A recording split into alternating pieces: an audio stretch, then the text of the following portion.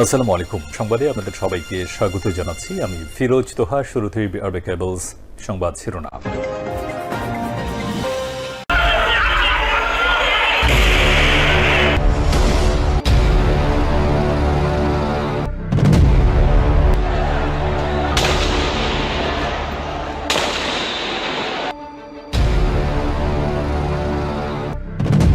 সেনাবাহিনী প্রধান জেনারেল ওয়াকারুজ্জামানের বিরুদ্ধে গ্রেপ্তারি পরোয়ানা জারি করেছেন আন্তর্জাতিক অপরাধ ট্রাইব্যুনাল। ওয়াকার সেনাবাহিনী ইনস্টিটিউটটার এই খুনি জেনারেলদের রক্ষায় নামাবে, সব কয়টারে ফাঁসিতে ঝুলানো হবে, কাউকে ছাড়া হবে না।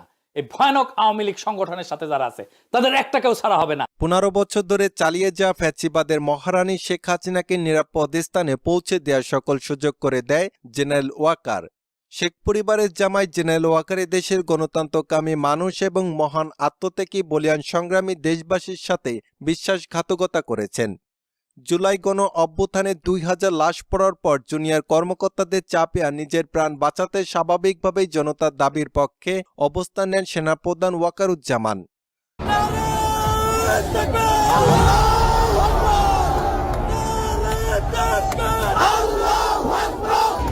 যদিও অনেকটা নিশ্চিতভাবে জানা যায় সেদিন ওয়াকার জনতার দাবির পক্ষে না দাঁড়ালে জনতা তাকেও শেষ করে দিত।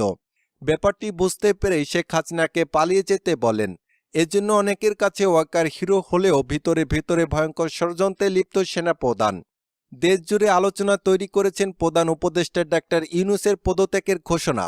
তবে রাজনৈতিক মহলে গুঞ্জন, এই পদত্যাগের ঘোষণা শুধুমাত্র ব্যক্তিগত সিদ্ধান্ত নয়, এর পেছনে সেনাপ্রধান জেনারেল ওয়াকারের প্রত্যক্ষ ভূমিকা রয়েছে। সরকারি সূত্রে জানা গেছে সাম্প্রতিক কিছু নীতিগত সিদ্ধান্ত এবং প্রশাসনিক পরিবর্তন নিয়ে ডাক্তার ইউনূসের সঙ্গে সেনাপ্রধান ওয়াকারের মতবিরোধ চরমে ওঠে। এই মতবিরোধ ধীরে ধীরে রূপ নেয় চাপ প্রয়োগে। বিশ্বস্ত সূত্র দাবি করছে গোপন বৈঠকে জেনারেল ওয়াকার স্পষ্ট জানান সরকারকে স্থিতিশীল রাখতে হলে ইউনূসকে সরে যেতে হবে। প্রশ্ন হচ্ছে তাহলে কি সেনাপ্রধান ওয়াকারকে অপসারণ করা জরুরি? এছাড়াও জেনারেল ওয়াকারের 10টি অপকর্ম সম্পর্কে আলোচনা করব আমাদের এই ভিডিওতে। চলুন একে একে দেখে নেওয়া যাক ওয়াকারের অপকর্মগুলো। এতক্ষণ শুনছিলেন সংবাদ শিরোনাম, এখন থাকছে বিস্তারিত। নম্বর 1, হাসিনাকে সেফ এক্সিট দেওয়া। জেনারেল ওয়াকারের সবচেয়ে বড় অপকর্ম হচ্ছে স্বৈরাচার হাসিনাকে দেশ থেকে সাহায্য করা। অথচ হাসিনা এদেশে যা করেছে তার জন্য উচিত বিচার হবে, দরকার ছিল জনগণের আদালতে, কিন্তু সেটি সম্ভব হয়নি। সেনাপ্রধানের কারণে এমনকি জুলাই বিপ্লবে যে 2000 মানুষ নিহত হয়েছিল সেখানেও নীরব সম্মতি ছিল ওয়াকারের। জানা যায় সেনাবাহিনীর একটি অংশ চেয়েছিল হাসিনাকে জনতার হাতে তুলে দিতে, কিন্তু ওয়াকার সেটি হতে দেননি। তিনি এতটাই গোপনীয়তার সাথে হাসিনাকে পালাতে সাহায্য করেন যে হাসিনার ফ্লাইটে রাডার পর্যন্ত ফাঁকি দেয়। হাসিনা, তার বোন শেখ রিহানা বা flight crew security services force সদস্যরা কেউই ঢাকা ছাড়ার আগে ইমিগ্রেশন সম্পূর্ণ করেননি, যা সম্পূর্ণ রাষ্ট্রদ্রোহিতা, আর এসব সম্পূর্ণ হয়েছিল ওয়াকারের কল্যাণেই। নম্বর 2, হাসিনা 650 জন দর্শককে ক্যান্টনমেন্টে আশ্রয় দেওয়া। হাসিনা যখন পালালেন তখন তার হাজারখানেক নেতাদের জনগণের হাতে মার খেয়ে পথে ঘাটে মরে থাকার কথা ছিল, কিন্তু সেটি হয়নি। কারণ হাসিনার আত্মীয় ওয়াকার আওয়ামী লীগের নেতাদের গোপনে ক্যান্টনমেন্টে আশ্রয় দেন। সেখানে তারা মাসখানেক অবস্থান নেয়। এরপর ওয়াকারের নিজের প্রচেষ্টায় তাদেরকে ভারতে পালিয়ে যেতে সাহায্য করে। একটি ঘটনার কথা বলা যাক। 5 আগস্টের ইতিহাসের এক ভিন্ন মাত্রার ঘটনা ঘটেছিল সংসদ ভবনে। ওই দিন সাবেক speaker Shirin Sharmin Chowdhury, deputy speaker Shamsul Haque Tuku, সাবেক আইসিটি প্রতিমন্ত্রী জুনায়েদ আহমেদ পলক, সাবেক হুইপ ইকবালুর রহিম ও নাজমা আক্তার প্রায় 12.5 ঘন্টা সংসদ ভবনের ব্যাংকারে আত্মগোপনে ছিলেন। এদের সবারই সেদিন জনতার হাতে গণদোলায় খাওয়ার কথা ছিল, কিন্তু এদের সবাইকে সেখান থেকে নিরাপদ আশ্রয় নিয়ে যান ওয়াকারের নেতৃত্বে একদল সেনা সদস্য। এমনকি জানা যাচ্ছে শিরীন শারমিন সহ অনেকেই এখনও সেনাপ্রধানের আশ্রয়ে আছেন। নম্বর 3, পিলখানা হত্যার কমিশন হতে বাধা দেওয়া। 2009 সালের 25 ফেব্রুয়ারি পিলখানায় যখন বিডিআরের গণহত্যা চলে তখন ওয়াকার 17 ইস্ট বেঙ্গল 2 আইসি হিসেবে পিলখানায় যথাসময়ে পৌঁছেছিলেন। কিন্তু প্রতিরক্ষা উপদেষ্টা জেনারেল তারেক সিদ্দিকীর ফোন পাওয়ার পর আর পিলখানার ভেতরে ঢোকার চেষ্টা করেননি। এই ঘটনার কথা তখন থেকে বাংলাদেশের সশস্ত্র বাহিনীর সকল তরুণ অফিসার এবং বীর জওয়ানেরা জানে। কেন তখন বিডিআর অবরুদ্ধ সেনা অফিসারকে ওয়াকার রক্ষা করেননি? ওয়াকার বিডিআর এমএস ব্রাঞ্চে ছিলেন এবং আপনি এটার সাথে জড়িত, এই জন্যই যে সমস্ত জায়গায় জড়িত ওই সমস্ত ব্যাপার নিয়ে তো আপনি কথা বলেন না। আর আপনি পাশে ছিলেন অস্ত্র সহ। জেনারেল হাকিমকে বলেছেন যে আপা না করেছে, সাক্ষী আছে মেজর মুনির এখন বাংলাদেশে আছে ডিজিএফআই তে, উনি ওখানে দেখছে যে আপনি বলছেন আপা না করছে ওখানে অ্যাটাক করতে। 2009 সালের এই বিদ্রোহের ঘটনা তদন্ত ও বিচার প্রক্রিয়া নিয়ে শুরু থেকেই নানান প্রশ্ন তুলে আসছিলেন ভুক্তভোগীরা। অভিযোগে রয়েছে যে পিলখানা হত্যাকাণ্ডের সঙ্গে আওয়ামী লীগের বেশ কয়েকজন নেতা জড়িত থাকার পরেও তদন্তে তাদের নাম বাদ দেওয়া হয়েছে জানা গেছে। পিলখানা হত্যা মামলার সম্পূর্ণ তদন্ত যেন সম্পূর্ণ না হয় সেখানেও কলকাঠি নেড়েছেন ওয়াকার। নম্বর 4, পিলখানা হত্যার পুরো দায় বিডিআরকে দিয়ে দেওয়া হয়। জানা যাচ্ছে পিলখানা হত্যাকাণ্ডে জড়িত ছিলেন ওয়াকার। অনেকেই বলছেন ওয়াকার পিলখানা হত্যার সাথে জড়িত ছিল বলেই হাসিনা ওয়াকারকে সেনাপ্রধান বানিয়েছেন। জুলাই বিপ্লবে ওয়াকারের হাতে দ্বিতীয় কোনো অপশন না থাকার কারণে ওয়াকার হাসিনাকে পালাতে সাহায্য করে। এতে করে হাসিনা প্রাণে বেঁচে যায়। বলা যায় ওয়াকার হাসিনাকে বাঁচিয়ে দিয়েছেন, না হলে সেদিন ফ্যাসিস্ট হাসিনাকে শেষ করে দিত সাধারণ মানুষ। স্বৈরাচারে বিচার এভাবেই হবার কথা ছিল, কিন্তু ওয়াকারের জন্য তা সম্ভব হয়নি। হাসিনা পালানোর আগে ওয়াকার হাসিনাকে প্রতিশ্রুতি দেন তার সকল নেতাকর্মীকে নিরাপদে তিনি দেশত্যাগ করতে সাহায্য করবেন। ওয়াকার তার প্রতিশ্রুতি রক্ষা করেছেন এবং এখনও করে চলেছে। তারা পিলখানা হত্যা মামলা যে শুধু বিডিআর সদস্য নয়, সেনাবাহিনী লোকেরাও যে জড়িত ছিল সেটি স্বীকার করতে নারাজ ওয়াকার। নম্বর 5, ট্রাইব্যুনাল থেকে গ্রেপ্তারি পরোয়ানা জারি হওয়া সেনা কর্মকর্তাদের ক্যান্টনমেন্টে আশ্রয় দেওয়া। আন্তর্জাতিক অপরাধ ট্রাইব্যুনালের প্রসিকিউশনে সাবেক প্রধানমন্ত্রী শেখ হাসিনা, তৎকালীন ডিজিএফআই প্রধানসহ 11 জনের বিরুদ্ধে অভিযোগ দায়ের করা হয়েছিল। 9 অক্টোবর গুমের অভিযোগটি দেন লেফটেন্যান্ট কর্নেল অবসরপ্রাপ্ত হাসিনুর রহমান বীর প্রতীক। নিজের গুম, নির্যাতন ও চাকরিচ্যুত হওয়ার বর্ণনা দিয়ে তিনি বলেন, আমাকে 2012 সালে সেনাবাহিনী থেকে গুম করা হয়। 43 দিন আমাকে হাত পা চোখ বেঁধে রাখা হয়।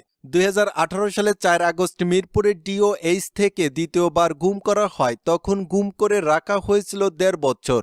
তারা বলেছে চুপ না থাকলে আমাকে শেষ করে দিবে। আমার বিরুদ্ধে সাইবার আইনে 11টি মামলা করা হয়েছে এবং কর্মকাণ্ডের ভিত্তিতে কয়েকজন সেনা কর্মকর্তার বিরুদ্ধে গ্রেপ্তারি পরোয়ানা জারি হলেও তাদের ক্যান্টনমেন্টে আশ্রয় দেন ওয়াকার। নম্বর 6, গুম খুনে জড়িত সেনা কর্মকর্তাদের দেশ ছাড়তে সাহায্য করা। স্বৈরাচার শেখ হাসিনার সময় পরিকল্পিত হত্যাকাণ্ড, গুম, সামরিক বাহিনীর মেধাবী কর্মকর্তা সদস্যদের একপেশে সামরিক আদালতের মাধ্যমে দোষী সাব্যস্ত করে বিনা পেনশনে চাকরিচ্যুত করা হয়। একসঙ্গে হাসিনার সহযোগী হয়ে গুম খুনে জড়িত lieutenant general Mamun Khaled, lieutenant general Saib, Benazir Harun, মনিরুলদের বিদেশে পালাতে সাহায্য করার পেছনে ওয়াকারের হাত আছে বলে মনে করা হয়। নম্বর 7, প্রধান উপদেষ্টাকে মেনে নিতে না পারা। স্থানীয় সরকার, পল্লী উন্নয়ন ও সমবায় মন্ত্রণালয়ের উপদেষ্টা আসিফ মাহমুদ সজীব ভুঁইয়া বলেছেন, সেনাপ্রধান জেনারেল ওয়াকারুজ্জামান বুকে পাথর চাপা দিয়ে ডাক্তার ইউনূসকে প্রধান উপদেষ্টা করার সিদ্ধান্ত মেনে নিয়েছিলেন। ডাক্তার ইউনূসকে প্রধান উপদেষ্টা বানানোর প্রস্তাবে ওয়াকার বলেছিলেন, ডাক্তার মোহাম্মদ ইউনূস কেন অন্য কোনো ব্যক্তি নয়। ডাক্তার মোহাম্মদ ইউনূসের নামে মামলা আছে, তিনি একজন কনভিক্টেড ব্যক্তি। একজন কনভিক্টেড ব্যক্তি কিভাবে একটি দেশের প্রধান উপদেষ্টা হতে পারেন? বাংলাদেশের 30 থেকে 40% ব্যক্তি আওয়ামী লীগ সাপোর্ট করে। এই 30 থেকে 40% ব্যক্তির বিরুদ্ধে গিয়ে একজন ব্যক্তিকে প্রধান উপদেষ্টা করা কি উচিত? সেনাপ্রধান অনেক তর্ক বিতর্ক শেষে সমন্বয়কদের বলেছিলেন যে আমি বুকে পাথর চাপা দিয়ে এই সিদ্ধান্ত মেনে নিচ্ছি। সেনাপ্রধান যে ডাক্তার ইউনূসকে মেনে নিতে পারেননি তার আরও অনেক আলামত পাওয়া গেছে। এছাড়াও প্রধান উপদেষ্টার নাম ধরে ডাকার মতো দৃষ্টতাও দেখিয়েছেন ওয়াকার। নাম্বার 8, সরকারকে পাশ কাটিয়ে সেনাবাহিনী থেকে জাতিসংঘের দাবির বিরুদ্ধে স্টেটমেন্ট দেওয়া। জেনারেল ওয়াকার কোনোভাবেই হাসিনার দুরবস্থা মেনে নিতে পারেন না। জাতিসংঘ যখন দাবি করল বাংলাদেশে জেনোসাইড হয়েছে, তখন তা মেনে নিতে না পেরে সরকারকে পাশ কাটিয়ে সেনাবাহিনী থেকে জাতিসংঘের দাবির বিরুদ্ধে স্টেটমেন্ট দেন ওয়াকার। নম্বর 9, আয়নাঘরের আলামত ধ্বংস করেন ওয়াকার। বাংলাদেশের ইতিহাসের কলঙ্কজনক অধ্যায় হচ্ছে আয়নাঘর। আয়নাঘর ছিল নির্যাতন ও গুমের কেন্দ্র, যেখানে রাজনৈতিক বিরোধীদের বন্দী রাখা হতো বছরের পর বছর। ছোট আলোহীন কক্ষগুলো ছিল এমনভাবে তৈরি যে বন্দীরা বাইরের দুনিয়া সম্পর্কে কিছুই জানতে পারত না। এক একটি কামরা যেন গ্রামের মুরগির খাঁচা। বাইরের জগৎ থেকে পুরোই আলাদা। কোথায় আছেন, দিনের কোন সময় পার করছেন, জানারও সুযোগ নেই। সবচেয়ে বিপজ্জনক হলো আয়নাঘর পরিদর্শন করতে ইউনূসকে বাধা দেয় ওয়াকার এবং সব আলামত নষ্ট করার পর বুকে পাথর বেঁধে পরিদর্শন করার বিষয়টি মেনে নেন সেনাপ্রধান। পরিদর্শনের সময় দেখা যায় বন্দিশালার অনেক আলামত মুছে ফেলা হয়েছে, দেয়াল রং করে মুছে দেওয়া হয়েছে বন্দীদের লেখা, ভেঙে ফেলা হয়েছে কক্ষের বিভাজন। এর সবই করা হয় সেনাপ্রধানের নেতৃত্বে। নম্বর 10, আওয়ামী লীগের পুনর্বাসনের ষড়যন্ত্র। স্বৈরাচারী আওয়ামী লীগকে পুনর্বাসিত করতে প্রেসক্রিপশন দিয়েছে দিল্লি। সেই প্রেসক্রিপশন বাস্তবায়নে কাজ করছেন সেনাপ্রধান ওয়াকারুজ্জামান। আওয়ামী লীগের তুলনামূলক কম দুর্নীতিবাজ নেতাদের নিয়ে রিফর্ম আওয়ামী লীগ করার চক্রান্ত চালিয়ে যাচ্ছেন ওয়াকার। যেখানে হাসনাত আবদুল্লাহকে প্রস্তাব দেওয়া হয় আসেন সমঝোতার বিনিময়ে প্রস্তাব মেনে নিতে। এমনকি এই প্রস্তাব প্রত্যাখ্যান করায় নিজের জীবন হুমকির মুখে বলে মনে করছেন হাসনাত। জেনারেল ওয়াকারের বিরুদ্ধে এমন অভিযোগের শেষ নেই। এসব অভিযোগের যে কোনো একটি আমলে নিলেই সেনাপ্রধানের চেয়ারে বসার ক্ষমতা হারাবেন। সুতরাং 5 আগস্ট জেনারেল ওয়াকার রক্তপাতের রাতে দূরত্ব পদক্ষেপ নিয়েছিলেন বলে আজ তার দালালরা যে অপপ্রচার চালাচ্ছেন তা সম্পূর্ণ মিথ্যা, অসত্য এবং প্রতারণামূলক। এই ঘটনায় আজ পর্যন্ত কোনো সেনা অফিসারের বিচার হয়নি, তার মানে ওয়াকার এই হত্যাকাণ্ডকে বৈধতা দিয়েছে। 20 জুলাই থেকে ঢাকার আকাশে সেনা সার্ভিলেন্স ড্রোন উড়িয়ে পুলিশকে ইন্টেলিজেন্স দেওয়া হয়েছে কোথায় কোথায় বিক্ষোভকারীরা জড়ো হচ্ছে আর পুলিশ কোন জায়গায় গিয়ে পাখির মতো গুলি করে মানুষ মেরেছে। কমান্ডিং অফিসার হিসেবে ওয়াকারের হাতে নিহত ছাত্রদের রক্ত লেগে আছে। 4 আগস্ট গণভবনের রাত 10:30টায় সর্বোচ্চ নীতি নির্ধারণীয় বৈঠক বসে। ওই বৈঠকে ওয়াকার ছিল। খুনি হাসিনার সভাপতি এই দেশে তার শেষ রাজনীতির বৈঠকে গুম, খুন, জোর জবরদস্তি করে ক্ষমতা আঁকড়ে থাকার শীর্ষ রাজনৈতিক নেতাদের সাথে এবং সশস্ত্র সবগুলো বাহিনী ও গোয়েন্দা সংস্থার প্রধানরা উপস্থিত থেকে ভয়াবহ কিছু সিদ্ধান্ত নিয়েছিল। তারপর 5 আগস্ট ভোরে সেনাপ্রধানের নেতৃত্বে সেনা সদর কমান্ডো সেন্টারের সামরিক বাহিনীর, আইনশৃঙ্খলা বাহিনী এবং গোয়েন্দা সংস্থার প্রধানদের নিয়ে জরুরি একটি সমন্বয় সভা অনুষ্ঠিত হয়েছিল। সেই সভায় বসে সেনাপ্রধান কঠোর হস্তে লং মার্চ টু ঢাকা দমনে বিস্তারিত পরিকল্পনা সম্পন্ন করেছিলেন। রাজধানীতে ঢোকা 13টি প্রবেশ পথে বিজিবি এবং পুলিশ মোতায়েন করে শহরের ভেতরে সেনাবাহিনী রাখার পরিকল্পনা চূড়ান্ত করা হয় মিটিংয়ে। এর মাঝে মিডিয়ার খবর আসতে থাকে সেনাবাহিনী ছাত্র জনতার পক্ষে, তারা আর গুলি চালাবে না, কারণ ততক্ষণে জেনারেল ওয়াকার জেনে গেছেন সশস্ত্র বাহিনীর জুনিয়র অফিসার এবং সকল সৈন্যরা শীর্ষ জেনারেলদের বেআইনি আদেশ মেনে জনগণের বুকে গুলি চালাতে রাজি নয়। 15 বছর ধরে চালিয়ে যা ফ্যাসিবাদের মহারানী শেখ হাসিনার নিরাপদ স্থানের সকল সুযোগ করে দিয়ে শেখ পরিবারের জামায়াত জেনারেল ওয়াকার এদেশের গণতন্ত্রকামী মানুষ এবং মহান আত্মত্যাগী বলিয়ান সংগ্রামী দেশবাসীর সাথে বিশ্বাসঘাতকতা করেছেন।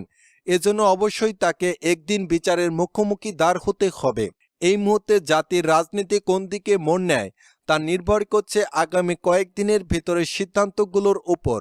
দর্শক, এতক্ষণ সংবাদটি শোনার জন্য আপনাদেরকে ধন্যবাদ।